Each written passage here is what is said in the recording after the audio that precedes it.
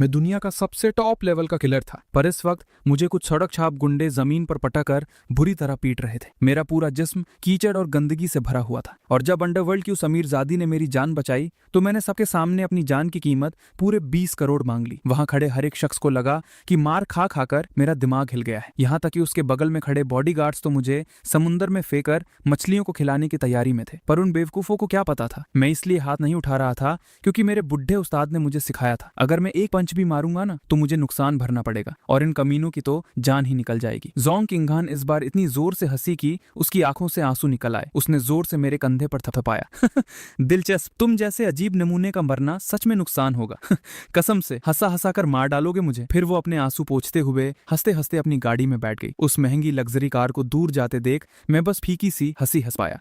आजकल धंधा करना बड़ा मुश्किल हो गया है यार। 20 करोड़ तो मैंने बहुत औकात में मांगे थे। अगर ये बात लाओ रान को पता चलती तो वो पक्का मुझे ताना मारता कि मैं लड़कियों के टुकड़ों पर पल रहा हूँ। मैं एक असैसिन हूँ और एक कॉलेज जाने वाला स्टूडेंट भी। मेरी असली पावर का लेवल क्या है ये तो खुद मुझे भी नहीं पता। जब से मैं 18 का हुआ था मैंने लाओ रान के दिए हुए बहुत सारे मिशंस पूरे किए थे, और आज तक एक बार भी मेरा निशाना नहीं चूका। लाओ रान ने एक बार कहा था कि उसके मरने के बाद उसकी कुर्सी मेरी होगी। मुझे इन सब चीजों की ज्यादा समझ नहीं थी। अनाथ आश्रम से उठाए जाने के बाद इन 18 सालों में लाओ रान ने मुझे सिर्फ एक ही चीज सिखाई थी, जान लेना। मैं एक पुरानी सी पॉन शॉप के पास पहुंचा। मैंने चाबी निकाली, डोर खोला और सीधा काउंटर के पास गया। काउंटर के पीछे एक अंधेरा सा छोटा कमरा था। वहां बिस्तर पर एक सफेद बालों वाला बुढ़ा लेटा हुआ था। उसके गाल पूरी तरह अंदर धंस चुके थे और उसकी सांसें बहुत ही कमजोर थी। बस उसकी आंखों में एक चमक बाकी थी। लाओ रान अभी तक मरे नहीं क्या? मैं आराम से उसके बिस्तर के पास गया और बगल में उबल रही देसी दवा को एक कटोरी में डाला। श्याओ रान, लगता है आज फिर मार खा के आया है। लाओ रान की आवाज में एक अजीब सी मजे लेने वाली टोन थी। मैंने दवा की कटोरी उसके होंठों के पास लगा दी। तुमने ही तो सिखाया था, अगर हाथ उठाओ तो सामने वाले की जान ही लेनी होती है। दिन दहाड़े लाश ठिकाने लगाना मुश्किल होता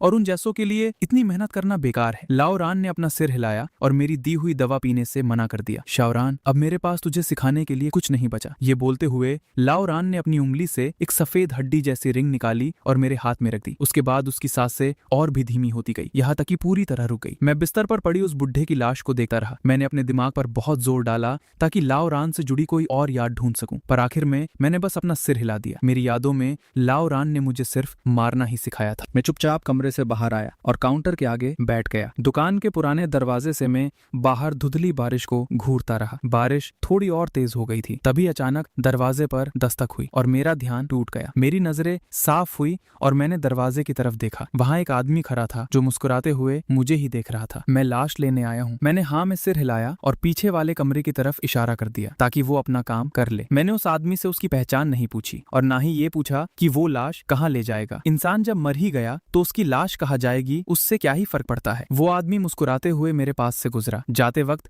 उसने मेरी बाई छोटी उंगली पर पहनी वो रिंग देखी और उसकी मुस्कुराहट और भी गहरी हो गई। उसके हाथ पैर बहुत हल्के थे। बिना ज्यादा टाइम लगाए वो लाश को अपने कंधे पर उठाकर बाहर निकल गया। उसके जाने के बाद मैं कमरे में कुछ ढूंढने लगा और फिर दुकान से बाहर निकल गया। आज मुझे अपने कॉलेज की एडमिशन फॉर्मेलिटीज पूरी करनी थी। इसी साल अपने शानदार मार्क्स के दम पर मैंने तियान हाई सिटी के सबसे best college Tian high university में जगह बनाई थी। तो तुम ही ये रान हो। तियान हाई यूनिवर्सिटी के फ्रेशर रजिस्ट्रेशन डेस्क पर खड़े एक वॉलंटियर ने मेरे डॉक्यूमेंट्स देखने के बाद सिर उठाकर मुझसे पूछा। मैंने सिर हिलाया पर उस वॉलंटियर को थोड़ा हैरानी से देखने लगा। हेलो, मेरा नाम वांग हेंग है। मैं भी यहाँ का स्टूडेंट हूँ, सेकंड ईयर। वांग हेंग ने खड़े होकर मुझसे हाथ मिलाया। तुम मुझे जानते हो? मैं उसके चेहरे पर ऐसी खुशी देखकर हैरान था क्योंकि मुझे बिल्कुल याद नहीं था कि मैं इससे पहले उससे कभी मिला हूँ।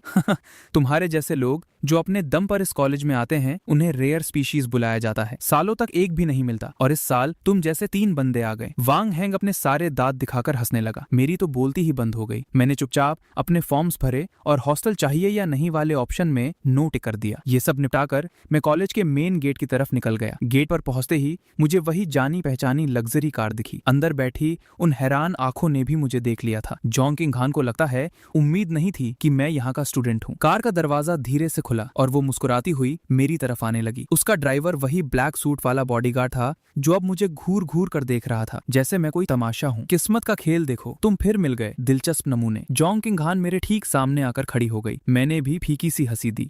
सच में किस्मत, तुम भी यही पढ़ती हो क्या? जोंग किंघान ने मेरे सवाल का कोई जवाब नहीं दिया। वो बस मेरे आसपास एक चक्कर काट कर वापस मेरे बिल्कुल करीब आकर खड़ी हो गई। एक बार फिर पूछती हूँ, क्या मैं खूबसूरत हूँ? मैंने अपना थूक निगला। सच तो सच है, खूबसूरत। मुझे मानना पड़ेगा जोंग किंघान वाकई में एक टॉप क्लास बेबस हुस्न की मलिका थी और उसमें एक अजीब सा जहरीला और खतरनाक ऑरा था, बिल्कुल एक शाती से खिलते हुए जहरीले गुलाब की तरह। मेरी मुंह से अपनी तारीफ सुनकर जोंग किंघान थोड़ी और करीब आ गई और बोली, कहाँ से खूबसूरत हूं मैं। उसके परफ्यूम की हल्की खुशबू मेरी नाक से टकरा रही थी। मेरे मुंह से बिना सोचे निकल गया, तुम्हारी टांगे काफी गोरी है। गाड़ी के अंदर बैठा वो बॉडीगार्ड तो शौक से अपनी सांस ही रोक बैठा। वो फटी की फटी आंखों से मुझे घूरने लगा। जोंग किंघान फिर से पेट पकड़कर जोर जोर से हंसने लगी। हंसते हंसते उसके कदम डगमगाने लगे थे। जब मैंने देखा कि वो गिरने वाली है तो मैंने शराफत दिखाते हुए उसका एक हाथ पकड़ लिया ताकि वो जमीन पर ना गिरे। सॉफ्ट स्किन है, फील बढ़िया है। पर मेरे इस मूवमेंट ने अचानक जोंग किंघान की हंसी रोक दी। उसने मेरी पकड़ को देखा और फिर वो पहले से भी ज्यादा लाउड हंसने लगी। गाड़ी के अंदर बैठे उस बॉडीगार्ड का चेहरा तो देखने लायक था। उसके पूरे होश उड़ चुके थे। जब उसने देखा कि जोंग किंघान मुझ पर हमला नहीं कर रही बल्कि और ज्यादा खुश लग रही है, तब जाकर उस बॉडीगार्ड ने अपनी गन के हैंडल से हाथ हटाया। मैं अपने सामने हंस हंस कर पागल हो रही इस लड़की को बेचारा सा बनकर देखता रहा। मैं उसे लाइन मार रहा था, ये इतना खुश क्यों हो रही है भाई। हम दोनों के इस ड्रामे की वजह से आसपास चलते लोगों का ध्यान हमारी तरफ खींच गया। जैसे ही लोगों ने जोंग किंघान का असली चेहरा पहचाना, वो सब ऐसे भागे जैसे कोई सांप देख लिया हो। उन सब ने नजरें फेर ली और मेरी तरफ देखने वालों की आंखों में मेरे लिए सिर्फ दया थी। तू तो गया भाई, इतना हैंडसम लौंडा कॉलेज के पहले दिन ही मौत के घाट उतर जाएगा। मैंने जोंग किंघान को सीधा खड़ा किया और उसका हाथ छोड़ दिया। मुझे इस बात का घंटा फर्क नहीं पड़ रहा था कि आसपास लोग मुझे किस अजीब नजर से घूर रहे हैं। अगर कोई और काम नहीं है तो मैं चलता हूँ। वही रुको, तुमने मुझे छुआ और अब चुपचाप चलते बनने की सोच रहे हो। जोंग किंघान ने मुश्किल से अपनी हंसी रोकी और मुझे टोक दिया जब मैं निकलने वाला था। गाड़ी से वो बॉडीगार्ड भी बाहर निकला और आकर मेरी आगे दीवार बन के खड़ा हो गया। मैंने एक गहरी सांस ली, पलटकर वापस जोंग किंघान के पास गया। सबकी फटी आंखों के सामने मैंने जोंग किंघान का पतला मखमली हाथ पकड़ा और उसकी हैरानी भरी निगाहों के बीच उसे अपने गाल पर रख लिया, यहाँ तक कि हल्का सा रगड़ भी दिया। लो भाई, हिसाब बराबर, अब तुमने भी मुझे छू लिया। ये बोलकर मैं फिर से घूमकर निकल लिया। घटिया, बेशरम, रस्ते के गुंडे। जोंग किंघान का चेहरा गुस्से से पूरा लाल हो चुका था। वो मेरी पीठ की तरफ इशारा करके गालियां दे रही थी। मैं चलते चलते एक पल रुका, पीछे मुड़ा और पूछा, अच्छी बातें तो बोल दी, अब कुछ बुरा भी बोलोगी या नहीं। जब काफी देर तक वहां से कोई आवाज नहीं आई तो मैंने कंधे उचकाए और धीरे धीरे दूर चला गया। पूरा एरिया एकदम शांति से भर गया था। वो बॉडीगार्ड जो पहले चौड़ा होकर रास्ता रोक रहा था, वो तो जैसे पत्थर बन गया था। उसने चुपचाप मुझे अपने पास से गुजरे दिया। काफी देर बाद वो झटके से होश में आया और दौड़ता हुआ जोंग किंघान के पास गया। बॉस, मेरी बड़ी भूल हुई, मैं अभी उसको खत्म करके आता हूँ। गाड़ी में बैठो, ऑफिस चलो, जोंग किंघान ने बिल्कुल ठंडी आवाज में कहा। उसके चेहरे की लाली धीरे धीरे गायब हो रही थी, पर उसकी आंखों के अंदर का खूनी रंग और ज्यादा भारी हो गया था और उसके चेहरे पर एक अजीब सी साइको वाली हंसी आने लगी। गाड़ी के अंदर जोंग किंघान पीछे की सीट पर टैग पे टैग रखकर बैठी थी। वो बहुत ध्यान से कुछ सोच रही थी। तू सच में काफी गोरा है। उसने अपना वही हाथ उठाया जिससे उसने मेरे गाल छुए थे और उसे नाक के पास ले जाके सूखा। इसमें से अजीब सी मस्त खुशबू आ रही है। उसके होठों पर एक भौकाली स्माइल आई। उसने आगे ड्राइवर की सीट पर थपथपाया। शाओकी, मुझे उस बंदे की पूरी कुंडली चाहिए, सब कुछ। गाड़ी आगे बढ़ी और आखिरकार जोंग कॉर्पोरेशन की बिल्डिंग के सामने आकर रुक गई। जोंग किंघान कार से उतरी और अपनी प्राइवेट लिफ्ट लेकर सीधा टॉप फ्लोर पर पहुंच गई। वहां अपने ऑफिस डेस्क पर बैठकर वो शांति से इंतजार करने लगी। वो बॉडीगार्ड जिसका नाम शाओकी था, बिल्डिंग में घुसते ही काम पर लग गया। अपने बंदों को ऑर्डर देकर उसने फटाक से मेरी सारी डिटेल्स निकाली और दौड़ते हुए टॉप फ्लोर की तरफ गया। शाओकी भागता हुआ अंदर आया और फाइल्स का एक पतला सा बंडल जोंग किंघान के टेबल पर रख दिया। बस इतना सा ही। जोंग किंघान ने अपने माथे पर सिकुड़न लाते हुए उन पतली फाइल्स को अपने हाथ में उठाया। शाओकी ने सिर हिलाया। हाँ बॉस, इसका नाम ये रन है। इसके पैदा होने से लेकर आज तक का पूरा रिकॉर्ड इसी में है। बैकग्राउंड एकदम साफ है। ठीक है, तू निकल यहाँ से। जोंग किंघान ने हाथ से इशारा कर दिया। यस बॉस, शाओकी ने एक लंबी सांस छोड़ते हुए कहा। भले ही वो रोज जोंग किंघान के उस भारी और खतरनाक ऑरा के साथ रहता था, पर उसके सामने हमेशा उसकी औकात दिखी जाती थी। जोंग किंघान भले ही सिर्फ 18 साल की थी, लेकिन उसने जोंग फैमिली जैसे इतने बड़े एम्पायर को पूरी तरह से अपनी मुट्ठी में दबा रखा था। इन सालों में जिस किसी ने भी उसकी औकात से बाहर जाकर उसकी बात काटी, वो सब अब समंदर के नीचे बस हड्डियों का ढेर बन चुके थे। उसकी ये खूनी फितरत किसी को भी डरा देने के लिए काफी थी। शाओकी के जाने के बाद जोंग किंघान मेरी फाइल चेक करने लगी। फाइल में लिखा था 18 साल पहले मुझे अनाथ आश्रम से उठाया गया, उसके बाद से लेकर प्राइमरी स्कूल और हाई स्कूल तक की लाइफ, और आखिर में अपने शानदार मार्क्स के दम पर तियानहाई यूनिवर्सिटी में एडमिशन। स्टूडेंट लाइफ में बहुत सारी छुट्टियां लेने के अलावा बाकी सब कुछ एकदम नॉर्मल था। जिस बंदे ने ये रन को अडॉप्ट किया उसका नाम भी ये रन ही था और वो शहर के वेस्ट में एक पुरानी पॉन शॉप चलाता था। इसमें कोई अजीब बात नहीं थी। जो लोग बाज होते हैं वो अक्सर अडॉप्ट किए हुए बच्चे को अपना ही नाम देते हैं। ऐसा करना काफी नॉर्मल माना जाता है, बिल्कुल श्याओकी के बोलने जैसा ही। मेरी कुंडली पूरी तरह से क्लीन थी। झोंग किंग हान ने मेरी फाइल नीचे रखी और गहरी सोच में डूब गई। ऐसी कंडीशन तभी बन सकती थी जब दो में से एक बात सच हो। पहली ये कि जैसा कि इस फाइल में लिखा है, मैं सचमुच एक आम इंसान हूँ। दूसरी ये कि मेरे पीछे का सपोर्ट सिस्टम झोंग फैमिली से इतना बड़ा हो कि वो चुटकी बजाते ही इनको मिटा सके। तभी ऐसा हो सकता है कि झोंग किंग हान को मेरे बारे में एक तिनका तक खबर ना मिले। ये सोचते ही झोंग किंग हान जोर से हंस पड़ी। उसने अपने दिमाग से वो दूसरा नामुमकिन लगने वाला आइडिया फट से निकाल फेंका। झोंग फैमिली का पावर इतना भौकाली था कि उन्होंने लगभग पूरे तियानहाई सिटी पर कब्जा किया हुआ था। यहाँ तक कि पूरे ड्रैगन कंट्री में भी ये टॉप पर आने वाली फैमिलीज में से एक थी। इसलिए मैं सिर्फ वही आम सा बेचारा लड़का था जो मार खाने के बाद हाथ तक उठाने की औकात नहीं रखता। झोंग किंग हान ने टेबल पर रखा फोन उठाया और ऑर्डर दे दिया, शियोकी गाड़ी निकाल, उस पॉन शॉप की तरफ चल। जब मैं पॉन शॉप वापस लौटा तो बाहर उस पुराने पेड़ के नीचे एक बंदा घुटने मोड़ कर बैठा था। वो काफी देर से वेट कर रहा था। ये वही आदमी था जो सुबह लाश उठाने आया था। मुझे वापस देखते ही वो आदमी खड़ा हुआ और मुस्कुराकर मेरी तरफ देखने लगा। मैंने चाबी निकाली और पॉन शॉप का दरवाजा खोला।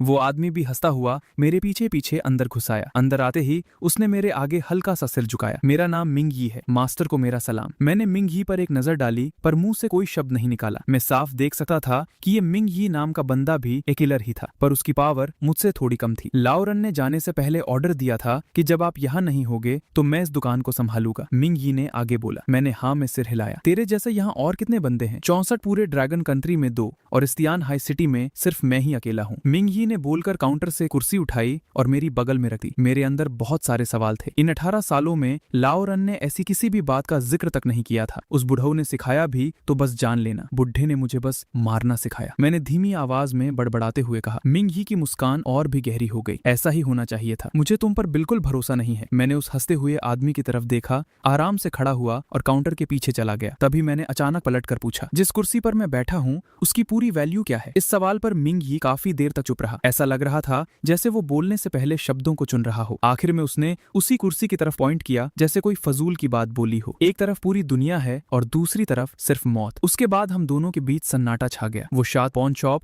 अब ऐसी सुनसान लगने लगी थी कि एक सुई भी गिरे तो उसकी आवाज गूंज उठे। मैं काउंटर के पीछे वाले कमरे में घुसा, उस खाली पलंग को देखा और मन में सोचा कि चलो अब आगे से रोज रोज दवा उबालने की झंझट तो खत्म हुई। अचानक बाहर से एक गाड़ी की तेज आवाज आई जिसने उस दुकान का पूरा सन्नाटा तोड़ दिया और उसके तुरंत बाद धड़क धड़क कदमों की आवाज आई। बाहर दुकान में बैठे मिंग यी ने जब आंखें खोली तो देखा कि एक एकदम रॉयल लुक वाली अमीरजादी दोनों तरफ बॉडीगार्ड्स घेरे हुए दुकान के अंदर एंट्री मार रही थी। धंधा बिल्कुल ही मरता हुआ लग रहा है। ऐसी तगड़ी लोकेशन का सत्यानाश मार रखा है। आज के जमाने में पॉन शॉप कौन खोलता है यार? नंगा करके भूखे मर जाओगे तुम लोग। जोंग किंग हान आगे बढ़ती चली आई। दुकान के उस पुराने कबाड़ सामान को घटिया नजरों से देखते हुए नाम में सिर हिलाने लगी। आखिर में उसकी नजरें पूरी तरह से मिंग यी के हंसते हुए चेहरे पर गड़ गई। तू कौन है? वो ये रन कहाँ छुपा बैठा है? बाहर बुलाओ उसे। डरपोक कछुआ बनने की जरूरत नहीं है। मैं इधर का नया वर्कर हूँ, मालिक तो अंदर बैठे हैं। मिंग यी ने पूरी तरह हंसकर काउंटर के पीछे इशारा कर दिया। जोंग किंग हान जोर से हंस पड़ी।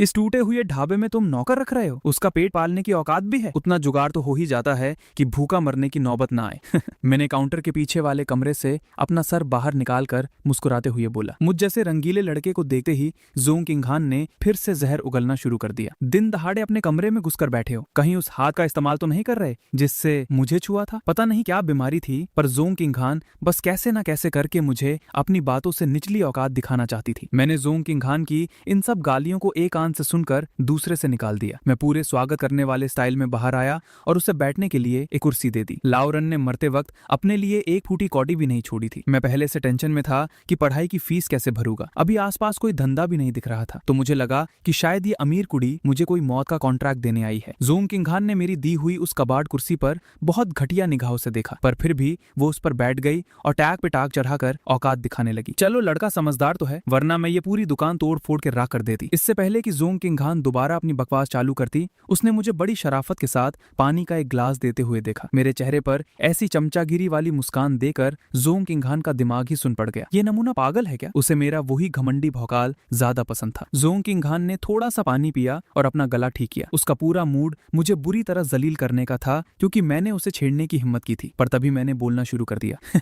सुंदर लड़की, तो क्या सोचा तुमने? 20 करोड़ कोई बहुत महंगा दाम थोड़ी है। किसकी लाश गिरानी है बोलो? कैश दोगी या बैंक ट्रांसफर? मेरा मानो तो ट्रांसफर कर दो। इतने सारे कैश के नोट ले जाना बड़ी मुसीबत मुसीबत का काम है। बगल में खड़े मिंगी ने ये बकवास सुनकर अपना माथा पीट लिया। उसे समझ में आ गया था उसके पहले मास्टर ने इस लड़के को सच में जान लेने के अलावा और कख नहीं सिखाया। जोंग किंग खान का ऐसे ब्लैंक हो चुका चेहरा देखकर मैं तुरंत समझ गया कि ये अमीर लड़की कोई कॉन्ट्रैक्ट देने नहीं आई थी। मेरे चेहरे से सारी चमचागिरी और स्माइल गायब हो गई और मैंने सीधा उसके हाथ से पानी का ग्लास छीन लिया। मैंने ऊपर करके वो पानी घट घट पी लिया। क्या बकवास है, मैं बेकार में ही खुश हो रहा था। मेरे पूरे एक्सप्रेशन चेंज होने में सिर्फ 2.5 सेकंड का टाइम लगा। जोंग किंग खान मुझे एकदम शौक से घूर रही थी। उसका चेहरा सांस फूलने जैसा लाल हो गया। वो कुछ बोलना चाहती थी पर आखिर में उसके मुंह से बस इतना निकला, वो ग्लास जिसमें से मैंने पानी पिया था, ये ग्लास वैसे भी मेरा ही है, मैं तुझसे घिन नहीं कर रहा। मैंने बिना किसी औकात की परवाह किए वही ग्लास वापस काउंटर के पीछे रख दिया। जोंग किंग खान को तब जाके होश आया कि इस कमीने ने फिर से मुझे बेवकूफ बना के फिदा ले लिया है। उसके पीछे खड़े बॉडीगार्ड्स तो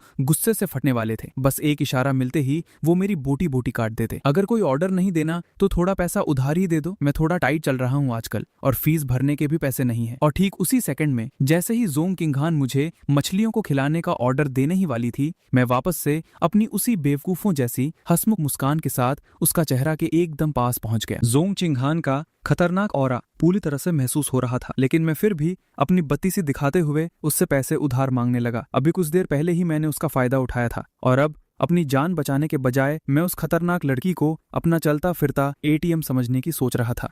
जोंग किंग खान गुस्से में पागल होने के बजाय हंसने लगी। वो मुझे सीधा ऊपर पहुंचाना चाहती थी पर अचानक उसने अपना प्लान बदल लिया। चूंकि मुझे पैसों की इतनी जरूरत थी तो ये काम आसान था। वो पहले मुझे अपना एक वफादार कुत्ता बनाना चाहती थी और जब वो मुझसे बोर हो जाएगी तब मुझे तड़पा तड़पा कर मारेगी। उसने अपनी ठंडी आंखों से मुझे घूरते हुए पूछा कि क्या मुझे पता है कि वो कौन है, पर मैंने एक पुराने दोस्त की तरह उसे पानी का ग्लास पकड़ा दिया।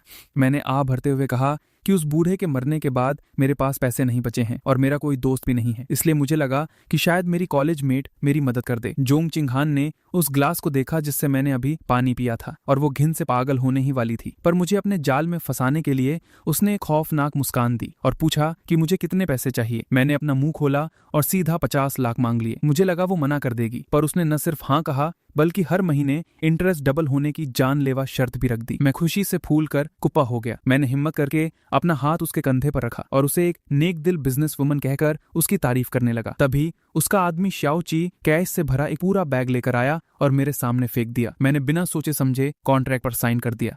पैसों का बैग गले लगाते हुए मैंने गहरी सांस ली। सच में क्या नेक दिल कंपनी है, इनकी स्पीड तो कमाल की है।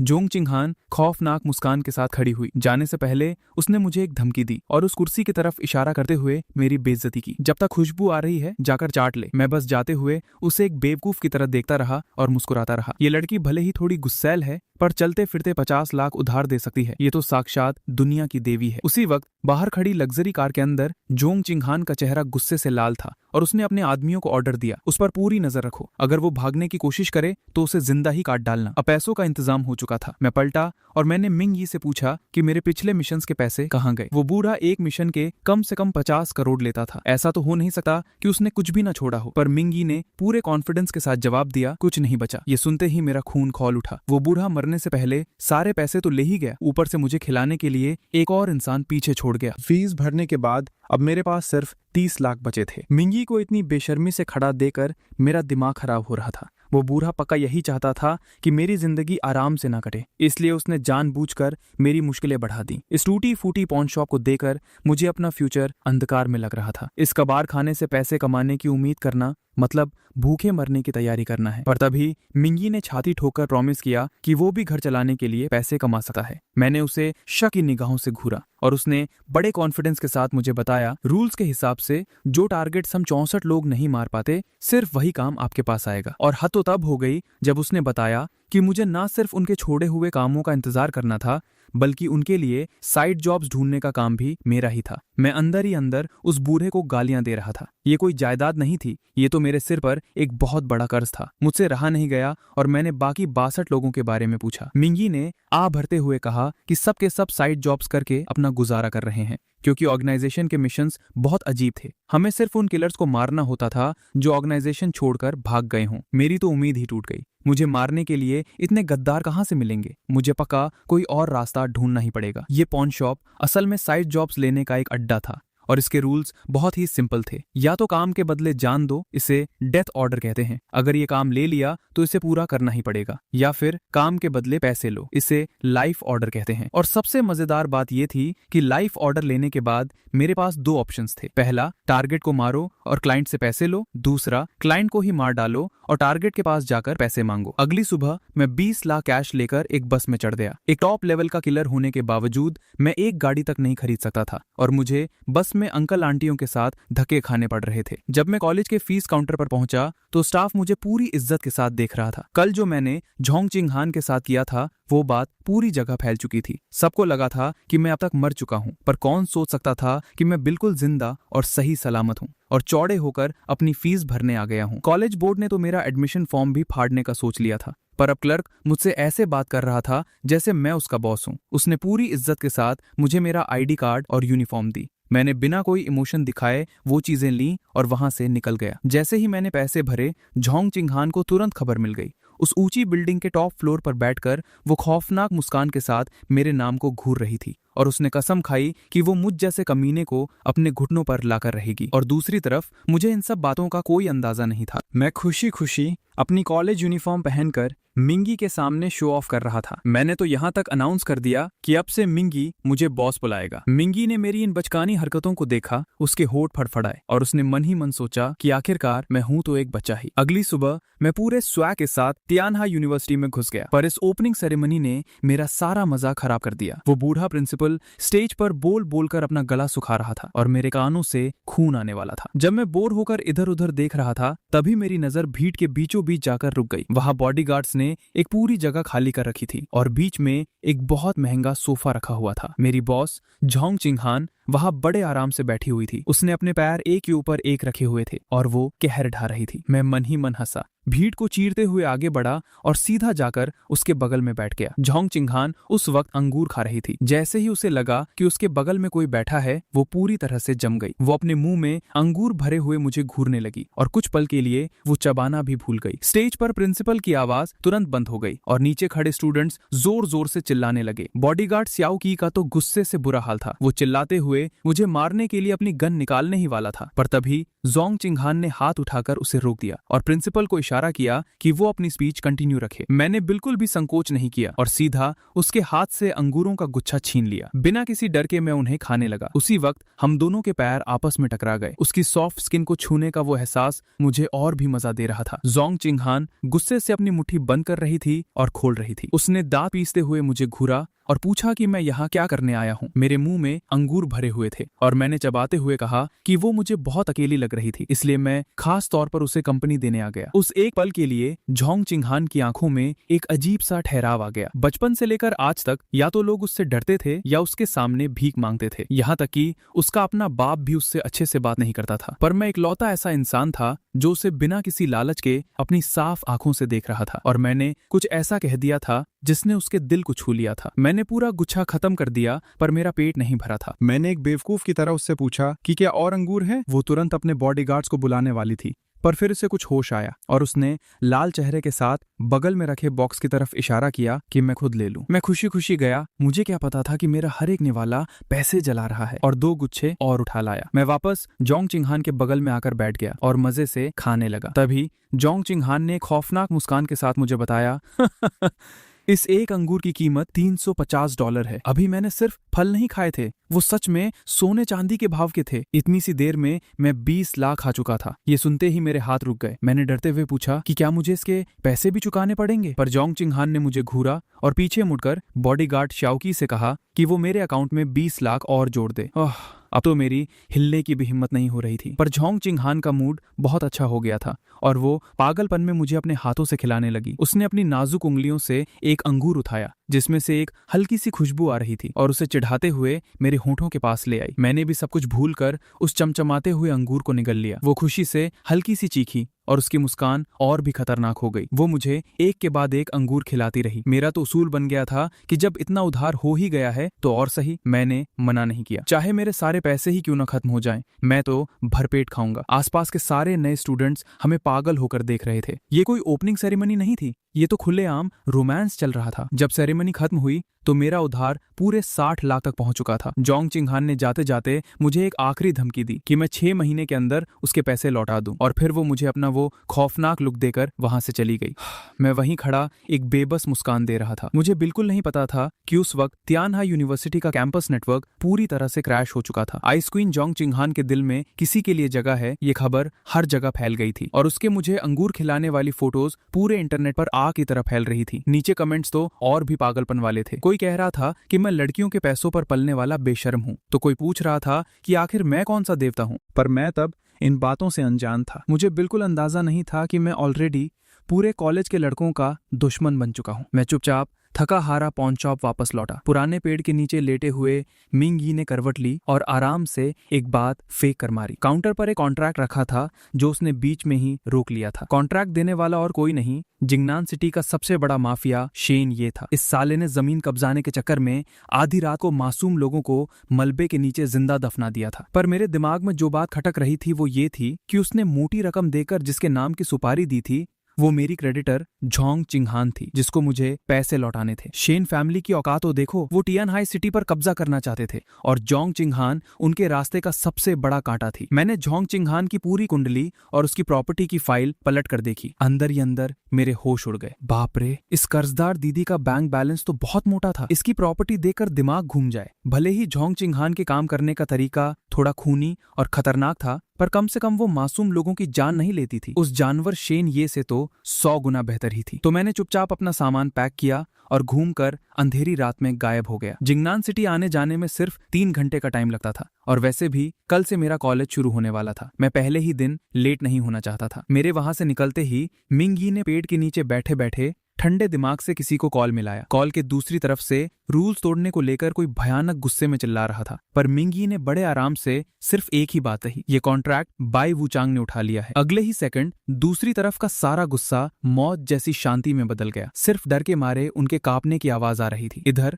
जिंगनान सिटी की बारिश और बुरी तरह चुभने वाली ठंडी हवा चल रही थी। मैंने ड्राइवर को कैजुअली 300 के नोट फेंके दिए और शहर की सबसे महंगी बिल्डिंग की तरफ बढ़ गया। बिल्डिंग के टॉप फ्लोर पर शेन ये खड़े होकर कमीनों की तरह हंस रहा था। वो एक बुरी तरह जख्मी लड़की की तरफ धीरे धीरे बढ़ रहा था। वो चिल्लाकर उसके पूरे खानदान को जान से मारने की धमकी दे रहा था और जानवरों की तरह उसके कपड़े फाड़ने की कोशिश कर रहा था। ठीक उसी वक्त मैंने उसके ऑफिस का दरवाजा हल्के से धक्का देकर खोला। शेन ये ने बिना पीछे मुड़े ही गुस्से में चिल्लाया, निकल जा बाहर कमीने, मेरे मजे में कबाब में हड्डी मत बन। पर पीछे से उसे किसी ने कोई जवाब नहीं दिया। उसके अगले ही पल मेरी मौत की भारी औरा ने उसे चारों तरफ से घेर लिया। मैंने तुरंत अपना वार किया। मेरी उन शांत और ठंडी आंखों में शेन ये की जिंदगी की आखिरी भयानक दहशत दिख रही थी। मैंने बड़े आराम से अपना चाकू उसके घाव से बाहर निकाल लिया। मेरी सफेद शर्ट पर खून का एक छींटा तक नहीं पड़ा था। ये टेक्निक मुझे बुड्ढे ने सिखाई थी, एकदम टॉप सीक्रेट ट्रिक। मुझे याद है जब मैंने पहली बार किसी की सुपारी ली थी तो चाकू सामने वाले की पसलियों में अटक गया था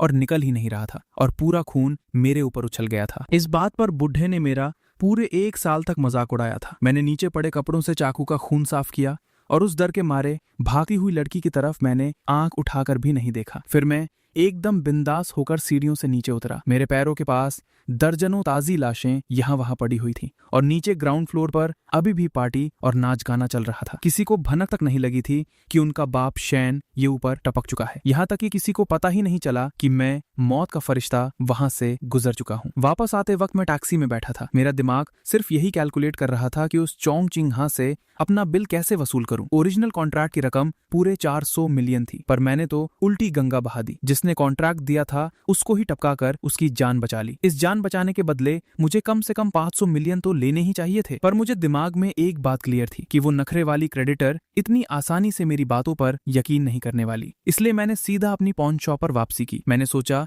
मिंग यी को भेजूंगा ताकि वो जाकर मेरे पैसे वसूल कर लाए। पर जैसे ही मैंने शॉप में एंट्री मारी, अंदर एक पतला सूखा नया लड़का खड़ा था। उसका कोड नेम कान था। मैं सोच ही रहा था कि मिंग यी कितना स्मार्ट है। उसने ना सिर्फ एक अनजान चेहरा हायर किया था, बल्कि मुझे खुद वहां जाकर अपना चेहरा दिखाने से भी बचा लिया। तभी मिंग यी ने अपनी नाक खुजलाते हुए एक कुटिल मुस्कान के साथ कहा, 500 मिलियन का बिल, पर प्रॉफिट का 20 से 80 बंटवारा होगा। मैं एकदम सुन्न पड़ गया। मुझे लगा शायद मेरे कान बज रहे हैं। अबे मैं यहाँ कुत्तों की तरह अपनी जान दांव पर लगा रहा था और ये साले बिना कुछ किए बड़ा हिस्सा खा जाएंगे। मेरी औकात सिर्फ 100 मिलियन लेने की रह गई। मेरा गुस्सा आसमान फाड़ गया और मैं वहीं पर गालियां बकने लगा। मैं घंटा यहाँ का बॉस हूँ, ये तो मजदूरों वाली हालत कर दी मेरी कमीनों। पर आखिर में मजबूरी के चलते मैंने दांत पीसकर उनकी शर्त मान ली और भड़ास निकालते हुए अपने कमरे में घुस गया। ठीक उसी वक्त मेरा भेजा हुआ कान अब तक चौंग फैमिली के किले नुमा घर में घुस चुका था। वहां की सिक्योरिटी इतनी टाइट थी कि पूछो मत। हर कोने में स्पेशल फोर्सेस के कमांडोज भरे पड़े थे। आम लोगों के हिसाब से वहां एक मच्छर तक मरने की जगह नहीं थी। उस वक्त झोंग चिंगहान अपने उस आलीशान महल जैसे विला में आराम फरमा रही थी और बड़े मजे से अपने फोन में गेम खेल रही थी। अचानक बेडरूम की खिड़की से एक बर्फीली हवा का झोंका आया और पर्दे बुरी तरह उड़ने लगे। Good evening miss Chong. कमरे के अंधेरे में अचानक एक आवाज गूंजी जिसने उसकी धड़कनें तेज कर दी और वो पूरी तरह डर गई। उसने जल्दबाजी में अपने तकिए के नीचे रखी हुई गन निकालनी चाहिए, पर उसके होश उड़ गए जब उसने देखा कि खिड़की के पास एक काला साया ना जाने कब से आराम से बैठा था। वो काला साया कोई और नहीं, टॉप लेवल का किलर कान था। झोंग चिंगहान अभी तक इस शौक से बाहर नहीं आई थी कि कान ने हल्के से हंसते हुए कहा और इशारा किया कि वो उसे नुकसान पहुंचाने नहीं आया है। उसने एकदम बिंदास स्टाइल में बताया कि वो एक असैसिन है। यहाँ तक कि उसने उसके गन निकालने की बेवकूफी का मजाक भी उड़ाया। तब जाकर झोंग चिंगहान ने अपने डर पर कंट्रोल किया। वो समझ गई थी कि अगर ये आदमी उसे मारने आया होता तो अब तक उसकी लाश बिक चुकी होती। इसका मतलब यहाँ डील की गुंजाइश थी। उसके अगले ही सेकंड कान ने सामने बैठी औरत को देखा और धीरे से मेरा दिया हुआ वो ब्रह्मास्त्र निकालकर सामने रख दिया। जैसे ही कान ने शेन ये के कॉन्ट्रैक्ट फाइल को उसके आगे फेंका, ये ठंडे दिमाग वाली मैडम का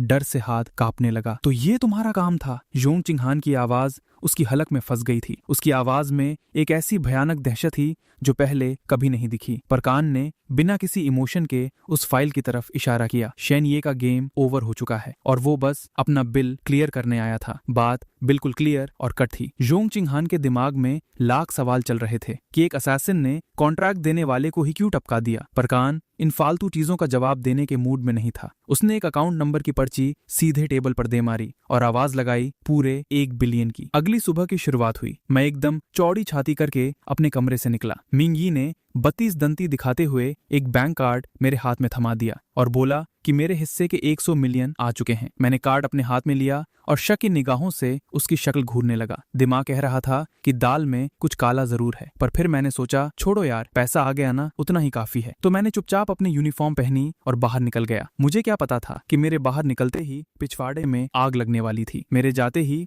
मिंगी और कान दोनों एक साथ मिलकर खिखियाकर हंसने लगे। बाकी के बचे हुए 900 मिलियन का इन दोनों हरामखोरों ने प्राइवेट में आपस में बंटवारा कर लिया था। साला, घूम फिरकर बात यहीं आई कि मैं इस दुनिया का सबसे सस्ता मजदूर हूँ। उधर जिंगनान सिटी में तो आग लगी पड़ी थी। माहौल एकदम बवाल हो चुका था। शेन फैमिली का मेन बॉस मारा जा चुका था। उन्होंने पूरे शहर को जमीन खोद खोद कर छान मारा, पर उन गधों को कातिल का एक बाल तक नहीं मिला। और मैं, जिसने ये सब किया था, बड़े आराम से तियानहाई यूनिवर्सिटी के चेंजिंग रूम में खड़ा था। उस सड़ी हुई और थका देने वाली मिलिट्री ट्रेनिंग के लिए तैयार हो रहा था। जिस झोंग चिंगहान को आज एब्सेंट होना चाहिए था, वो आज अचानक पूरे जोश में ट्रेनिंग ग्राउंड में टपक पड़ेगी, ये मैंने सपने में भी नहीं सोचा था। वो पूरी रात जाकर शेन फैमिली के बिजनेस पर कब्जा कर रही थी। उसकी आंखों से साफ दिख रहा था कि वो कितनी थकी हुई है, पर उसकी तीखी नजरें आग के गोलों की तरह बस मुझे ही घूर रही थीं। मेरी बेइज्जती का नंगा नाच देखने के लिए उसने इंस्ट्रक्टर के भी पैसे भर दिए थे ताकि वो मुझे हर तरीके से जलील और टॉर्चर कर सके। तू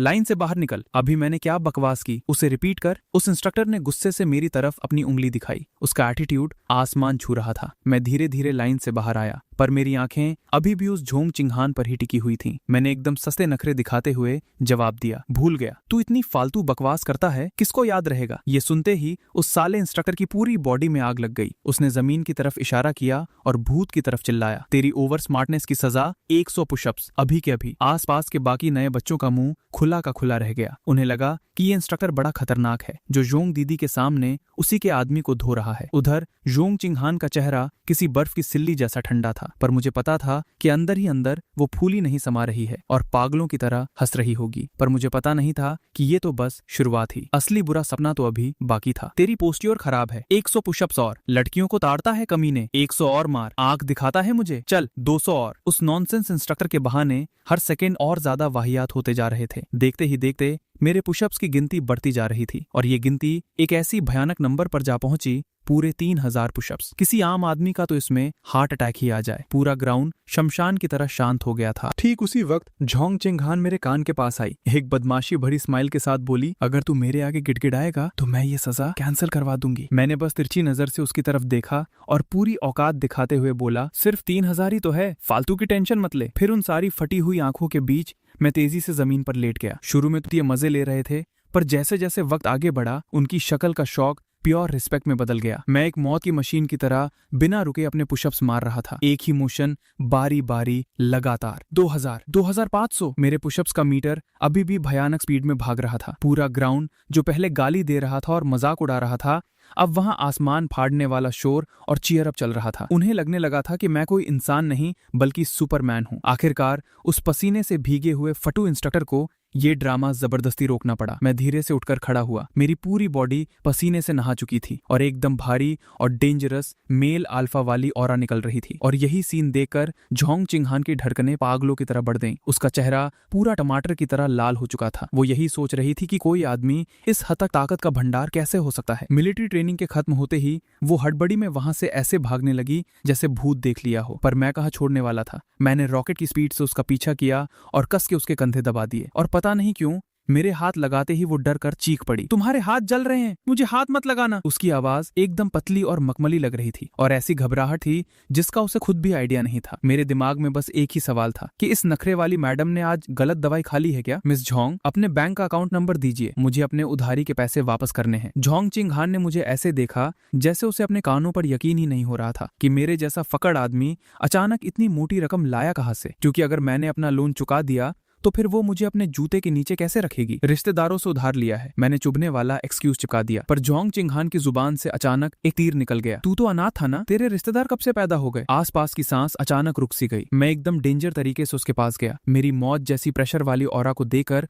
उसकी आवाज उसके गले में फंस गई। और अगर मैं ये कहूं कि ये मेरी की हुई किसी लाश का रिवॉर्ड है तो क्या तू इस बात पर यकीन करेगी? मेरे चेहरे पर एक शैतानी मुस्कान थी। मैं बिना पलके झपकाए बस उसकी आंखों में झांक रहा था। चोरी छिपे मेरे पीछे जासूसी करने का इरादा क्या था तेरा? आखिर चाहती क्या है तू मुझसे? अब तो झोंग चिंगहान पूरी तरह कंट्रोल खो चुकी थी। उसने अपने काले महंगे जूतों से मेरे पैरों पर जोर से लात मारी। मुझे बस ये डर था कि कहीं तू पैसे लेकर भाग ना जाए, कमीने। मैं अपना 100 मिलियन लेकर उस क्रेडिटर को उधारी चुकाने गया, पर बदले में मुझे उस नखरे वाली मैडम की भयानक मार खानी पड़ी। झोंग चिंगहान एक तरफ मेरे ऊपर पैर रखकर अपनी भड़ास निकाल रही थी और दूसरी तरफ मुझसे नजरें चुरा रही थी। एटीट्यूड दिखाते हुए बोली, मैं अभी कोई गरीब नहीं हूँ जो मुझे तेरे पैसे चाहिए। मैं इतना बड़ा हो गया पर पहली बार किसी को पैसे ठुकराते हुए देख रहा था। ये उधारी का बोझ मेरे दिमाग की दही कर रहा था। जैसे ही मैंने अपना मुंह खोलकर बहस करनी चाहिए, पता नहीं कैसे झोंग चिंगहान अचानक नखरे दिखाते हुए बोली, जब मुझे कोई जल्दी नहीं है तो तू क्यों इतना फड़फड़ा रहा है? उसके बाद मैंने तुरंत इंटरेस्ट की बात छेड़ी, जिसके नतीजे में उसने मेरे पैरों पर 2 बार और जोर से लात मार दी। पर अजीब बात तो ये थी कि उसकी लात में दर्द नहीं था, बल्कि पता नहीं क्यों मुझे अजीब सा मजा आ रहा था। ठीक उसी वक्त झोंग चिंगहान ने चिढ़ते हुए एक बात फेंक कर मारी, कोई इंटरेस्ट भी नहीं चाहिए। उसकी इस बात ने तो मेरा पूरा सिस्टम ही हिलाकर रख दिया। इस वक्त वो मैडम ऊपर से मुझे घूर रही थी, पर अंदर ही अंदर उसने एक भयानक जाल बिछा रखा था। मुझे इस तरह भूदू बनते देखकर वो समझ गई कि मैं प्यार व्यार के मामले में बिल्कुल जीरो हूँ। इसलिए उसने नाटक करने का सोचा कि वो मुझसे प्यार करती है, ताकि मैं उसका पालतू कुत्ता बनकर उसके पीछे भागूं और जब उसका मन भर जाए तो मुझे बुरी तरह लात मारकर निकाल दे। ये सोचकर कि उसे नींद नहीं आ रही है, झोंग चिंगहान ने थोड़ी दया दिखाते हुए मुझे अपने साथ गेम खेलने का ऑफर दिया। पर मैंने सर झुकाकर अपने हाथ में उस 10 साल पुराने खटारा कीपैड फोन को देखा और मेरी शक्ल पर पूरी मजबूरी छप गई। मिस झोंग, मेरे इस डब्बे में सिर्फ टेट्रिस चलता है, क्या एक मैच लगाना है? कॉल के दूसरी तरफ झोंग चिंगहान गुस्से से मरते मरते बची। उसे यकीन ही नहीं हो रहा था कि कोई उसे मना कर सकता है। मुझे पूरी तरह फंसाने के लिए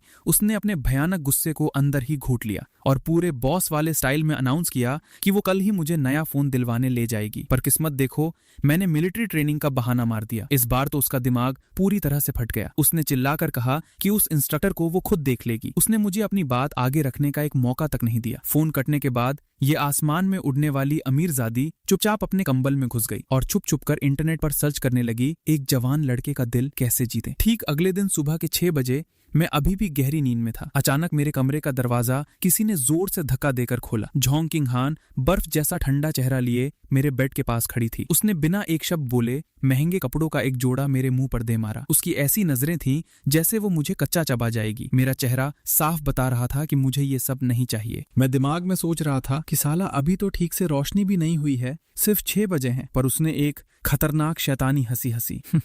रात के 12 बजे के बाद अगला दिन शुरू हो जाता है। जल्दी से इनको पहन ले, बाहर मेरे साथ मेरी नाक मत कटवाना। मैं इस नखरे वाली मैडम को देख रहा था जो इतनी सुबह सुबह मेरा रास्ता रोकर खड़ी थी। मेरे पास और कोई रास्ताड़े बदल नहीं पड़े। मैं बहुत ही नामन से बेड से नीचे उतरा और उसके लाए हुए कपड़े पहन लिए। वो कपड़े मेरे ऊपर एकदम परफेक्ट फिट बैठे, यहाँ तक कि उन्हें पहनकर मैं अचानक और भी ज्यादा हैंडसम लगने लगा था। यहाँ तक कि जोंग किंगहन भी छुप छुप कर मुझे ताड़ने से खुद को रोक नहीं पाई। उसका दिल अंदर ही अंदर पागलों की तरह धड़क रहा था। मैंने कमरे से बाहर निकलकर इधर उधर देखा। मिंगी और चूली दोनों पता नहीं कहाँ गायब थे। उनका नामो निशान नहीं था। तभी मैं सोचूं कि ये मैडम सीधा मेरे कमरे तक कैसे घुस आई। उसके तुरंत बाद हम दोनों फिर से उस महंगी लग्जरी गाड़ी में बैठ गए। शाओ की आगे बैठकर गाड़ी चला रहा था। जोंग किंगहन पूरे रास्ते सोने का नाटक करती रही और मैं पूरे रास्ते उसे घूरता रहा। पर किसे पता था कि आज शाओ की गाड़ी को उस पुरानी जगह नहीं ले जाएगा, बल्कि उसने एक बहुत बड़े मॉल के बाहर गाड़ी रोक दी। जोंग किंगहन मुझे उस मॉल के अंदर ले गई और उसके चेहरे पर पूरा गुरूर था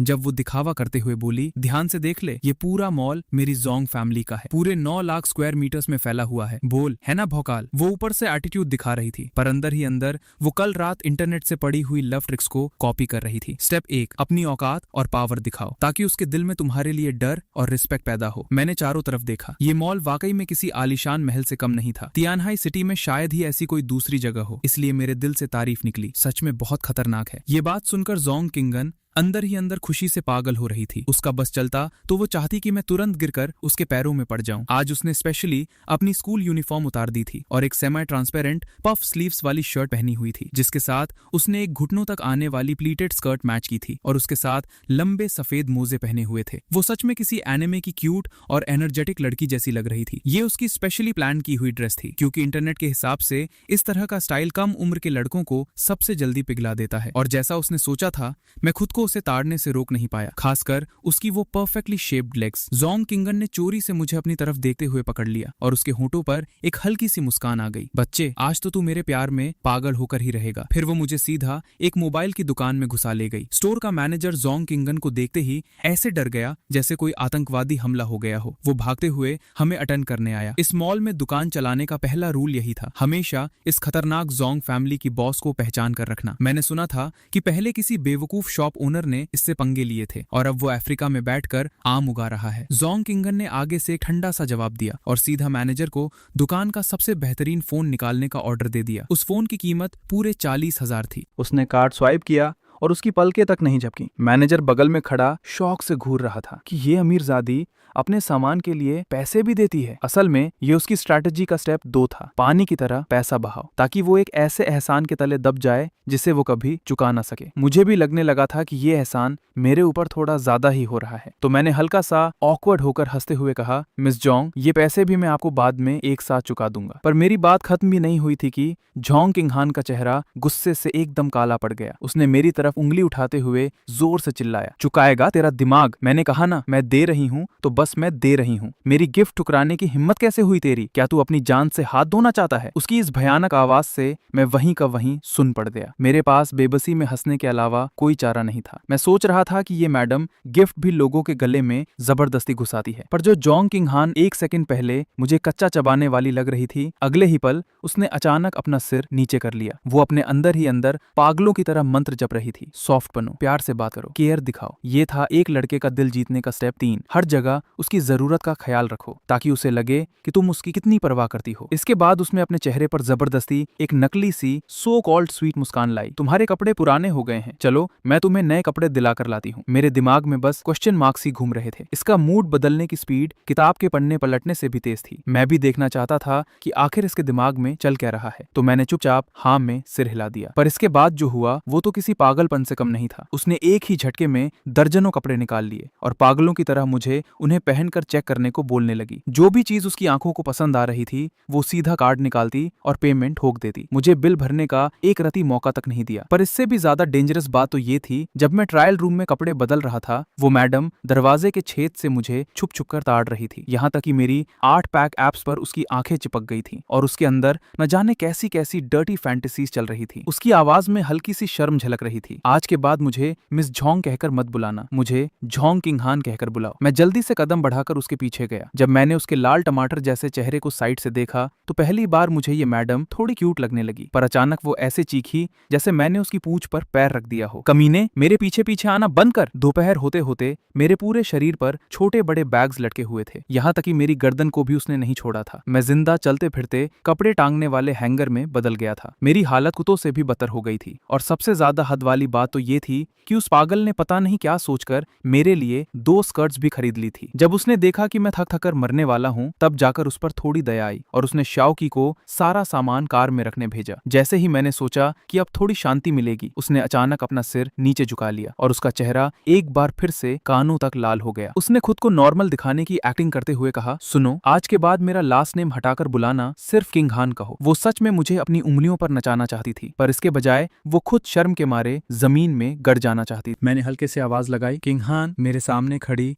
वो बर्फ जैसी ठंडी मैडम अचानक बुरी तरह कांप उठी। भले ही बाहर से वो पहाड़ की तरह शांत दिख रही थी, पर मेरे कान एकदम साफ सुन सकते थे। उसकी दिल की धड़कन किसी बिजली के कड़कने की तरह तेज चल रही थी। साफ दिख रहा था कि ये इतनी पावर और भौकाल वाली औरत मेरे इस इतने क्लोज और प्यार भरे नाम से पुकारने को झेल ही नहीं पाई। तो मैंने सोचा लोहे पर गर्म हथौड़ा मार ही दिया जाए और उसके कान के पास जाकर हल्की आवाज में बोला, आज के बाद मेरा पूरा नाम मत पुकारना, मुझे श्याओ रान कहकर बुलाना। मुझे उम्मीद नहीं थी कि झोंग किंग हान अचानक किसी बिजली के झटके की तरह डर के मारे पूरी तरह सिकुड़ जाएगी। उसने अपना सिर झुका लिया और धीरे से हाँ में जवाब दिया, पर अंदर ही अंदर वो पागलों की तरह चिल्ला रही थी, आखिर यहाँ कौन किसको अपनी उंगलियों पर नचा रहा है। अपने इस ऑकवर्डनेस को छुपाने के लिए वो मुझे खींचकर सीधा एक वेस्टर्न रेस्टोरेंट ले गई और जिद करने लगी कि वो मुझे सबसे महंगी लग्जरी दावत खिलाएगी। जैसे ही हम अपनी सीट पर बैठे उसने अचानक से रेड वाइन का एक बड़ा घूंट गले के नीचे उतार लिया और अंदर ही अंदर खुश होते हुए सोचने लगी, अब अगर मेरा चेहरा लाल भी हुआ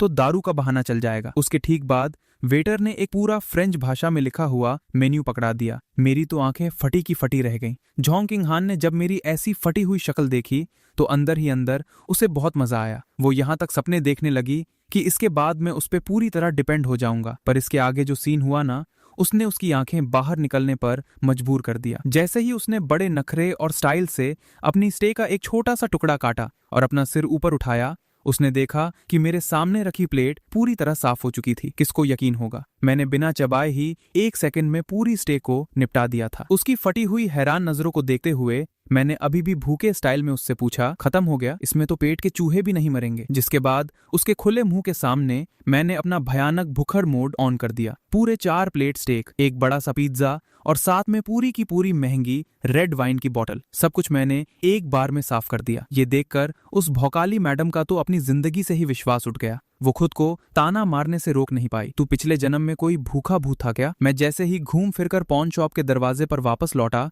वो झोंग किंग हान जिसका मूड इतना बढ़िया चल रहा था, उसका चेहरा अचानक बर्फ की तरह ठंडा पड़ गया। इससे पहले कि मुझे कुछ समझ आता, उसने जोर से मेरा हाथ पकड़ लिया। उसकी आंखों से एक अजीब सा खतरनाक लाल गुस्सा निकल रहा था। वो दरवाजे पर खड़ी उस बहुत ही खूबसूरत लड़की को घूर रही थी और ऐसी ठंडी आवाज में बोली जिससे रूई भी कांप जाए, ये रान, ये लड़की कौन है? असल में वहां चूली उस पुराने पेड़ के नीचे बड़े मासूम तरीके से खड़ी थी। उसकी वो बेचारी और मासूम सी शक्ल देखकर इस घमंडी मैडम का सिक्योरिटी सिस्टम वही टूट गया। मैंने जल्दी से एक्सप्लेन किया कि वो बस दुकान की नई बेचारी नौकर है, पर झोंग किंग हान मेरी शक्ल को घूरती रही और आखिर में गुस्से से नाक छिड़कते हुए बोली, बेहतर होगा अगर सच में ऐसा ही हो। इसके बाद जाकर इस पागल मूड स्विंग वाली मैडम का दिमाग ठंडा हुआ। पर वहां से निकलते वक्त उसने अचानक खिड़की से अपना सिर बाहर निकाला और चिल्लाई, रात को मेरे साथ टाइम बिताना मत भूलना। उस दूर जाती हुई गाड़ी को देखकर मेरे दिमाग की घंटियां बजने लगी। ये मैडम आखिर चाहती क्या है? उसके बाद मैंने सोचा कि दुकान के मिंग यी और चू ली से थोड़ी एडवाइस लूं। तो मैंने वही क्लास खुद को एक्सपोज करने वाला धंधा शुरू किया। मैंने पूरी सीरियसनेस के साथ बोलना शुरू किया। मेरा मतलब है कि मान लो मेरा एक दोस्त है, ये दोस्त एक अमीर जादी को जानता है। वो मैडम ना सिर्फ उस पे अंधा पैसा लुटाती है और चीजें खरीदती है, बल्कि उसको देखते ही शर्म से लाल भी हो जाती है। मैंने एकदम जोर देकर हाईलाइट किया। और वो मैडम उसको अपने उधार के पैसे भी वापस नहीं करने देती। तुम ही लोग बताओ वो आखिर चाहती क्या है इससे? मुझे क्या पता था कि मिंग यी और चू ली एक दूसरे को देखेंगे और उनके चेहरे पर वो सब कुछ समझ आने वाली कमीनी मुस्कान आ जाएगी। मुझे लगा शायद मैं ठीक से समझा नहीं पा रहा हूँ, तो मैंने जल्दी से ऐड किया, वो मैडम अक्सर मेरे दोस्त के सामने शर्म से लाल हो जाती है। जिसके बाद मिंग यी खुद को कंट्रोल नहीं कर पाया और जोर से हंस पड़ा। बॉस, यहाँ कोई गैर थोड़ी ना है, आप कंफर्म हो ना कि ये आपका दोस्त ही है? मैंने जल्दी से कॉन्फिडेंस के साथ झूठ बोला। बिल्कुल सच, वो मेरा एक दोस्त ही है, मैं तो बिल्कुल भी नहीं हूँ। अगले ही सेकंड मिंग यी की एक लाइन ने मुझे वहीं का वहीं पत्थर बना दिया। उसने अपनी हंसी दबाते हुए एक अजीब से टोन में पूरा राज खोल दिया। बॉस, वो अमीरजादी शायद आपके दोस्त की बॉडी पर लाइन मार रही है। मैं वहीं जमीन पर सुन्न हो गया। मैंने सोचा कि इन लोगों का दिमाग बुड्ढे से भी ज्यादा फितूरी है। मिंग यी की वो बात सुनकर कि वो तुम्हारी बॉडी पर लाइन मार रही है, मेरी तो फट के ऐसी हवा हुई कि मेरे मुंह से आधे घंटे तक आवाज ही नहीं निकली। ठीक उसी टाइम मिंग यी जानबूझकर मेरे कान के पास आया और बड़ी कमीनी हंसी के साथ मेरी तेज धड़कन को सुनने लगा। मैं जल्दी से अपना सामान उठाकर डर के मारे वहां से भाग निकला, पर मुझे अंदाजा भी नहीं था कि मेरा चेहरा इतना लाल हो चुका था कि चू ली ने भी पकड़ लिया। अपने कमरे में छुपकर मैं अपनी छाती के अंदर बेकाबू धड़कन को महसूस कर रहा था। मेरी भौहें गुस्से से तन गई थी। आखिरी बार मेरा दिल इतनी तेज तब धड़का था जब मैं सिर्फ 5 साल की उम्र में अपनी पहली सुपारी की ड्यूटी पर था। और ऐसे टाइम पर जोंग किंघान का वो गजब का सेक्सी और खतरनाक चेहरा मेरे दिमाग में बार बार घूम रहा था, जिसने मेरे दिमाग की दही कर रखी थी। अचानक से मेरे फोन की रिंगटोन बजी। ये और किसी की नहीं बल्कि उसी मैडम की मौत बुलाने वाली कॉल्स की सीरीज थी। मैंने उसके फोन पर दिए गए ऑर्डर्स को फॉलो किया। एक तरफ मैं उसकी कॉल की बॉम्बिंग को झेल रहा था और दूसरी तरफ मैं गेम डाउनलोड कर रहा था। A5.3 तभी मुझे ऐप स्टोर पर एक बहुत ही घटिया रेटिंग वाला अजीब सा सॉफ्टवेयर मिला, जिसका नाम था तरक्की पे तरक्की। उसके डिस्क्रिप्शन में लिखा था कि गेम स्टार्ट करते ही 5 लेजेंडरी जनरल फ्री मिलेंगे। पता नहीं किस भूत ने मेरे दिमाग पर कब्जा किया कि मैंने उसे डाउनलोड कर लिया। और जैसे ही मैं अंदर गया, अचानक सामने वाले प्लेयर ने मेरी आर्मी के बीच घुसकर सीधा मेरे कैरेक्टर की गर्दन उड़ा दी। 1 सेकंड में मैं टपक गया। मेरा गुस्सा आसमान पर पहुंच गया और मैं सीधा कस्टमर केयर से भिड़ गया। और उस कस्टमर केयर वाले ने आगे से एकदम चौड़ में रिप्लाई किया, डियर यूजर, हमारा गेम लगातार तरक्की कर रहा है। इस बात ने मुझे जिंदगी भर के लिए ट्रॉमा दे दिया। इसके ठीक बाद जोंग किंघन का वॉइस कॉल फिर से आ गया। उसकी आवाज में हल्का सा आलस और नशा था। जब वो मुझे जल्दी से ऑनलाइन आने के लिए फोर्स कर रही थी, मैं आंखें बंद करके सोच सकता था कि वो बेड पर कितनी हॉट और क्यूट लग रही होगी। मैंने हड़बड़ी में गेम स्टार्ट किया और वहां पब्लिक चैट पर दुनिया भर की अजीब अजीब सीपी डिमांड्स आ रही थी जो मेरी समझ के बाहर थी। पर जोंग किंघन ने मुझे सोचने का 1 सेकंड नहीं दिया। उसने डायरेक्ट ऑर्डर दिया कि मैं अपना बिगिनर ट्यूटोरियल शुरू करूं। ये बात तो माननी पड़ेगी कि मेरे सीखने की स्पीड रॉकेट से भी तेज है। एक ही पल में मैंने उस गेम की हर ट्रिक और चोरी पकड़ ली थी। उसके बाद के मल्टीप्लेयर मैचेस में ये मैडम अचानक एक नंबर की बकबक करने वाली रेडियो बन गई। कभी वो गुस्से में चिल्लाती कि हंटर उसे टारगेट कर रहा है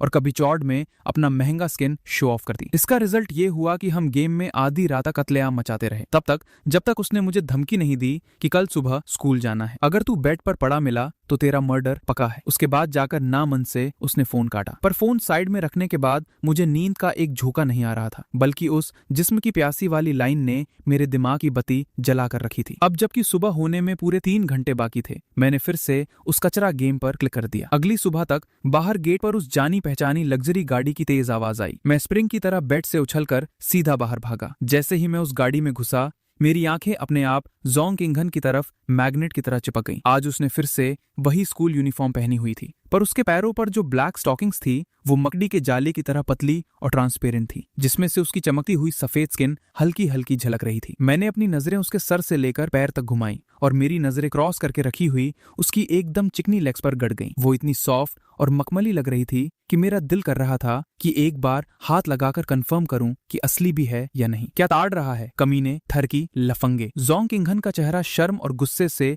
पूरा लाल टमाटर हो गया था। उसने अपने दांत पीसते हुए मुझे डांटा, पर मैंने एकदम बेशर्मों की तरह आगे से चौड़ में जवाब दिया, जो चीजें बढ़िया और खूबसूरत होती हैं वो तो बनी ही ताड़ने के लिए होती हैं।